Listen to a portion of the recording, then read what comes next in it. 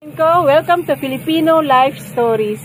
Ang ating kaibigan nandito kahit na nag-typhoon Emong po dito sa Lukap, 100 Islands, tuloy pa rin ang kanilang trabaho, pagiging businesswoman niya.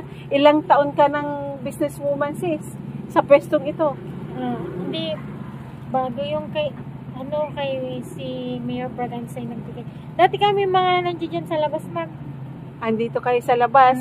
At ito po ay ng pwesto ni Mayor Braganza dati. Ito po yung kanilang pwesto at maganda po yung kanilang mga gawang Pilipino po ito. Lahat po ito, ginagawa po nila halos ito dito na. At saka pagkatapos ng Typhoon Emong, ano nangyari, sister? Wala, tuloy pa rin. Tuloy pa rin ang buhay natin.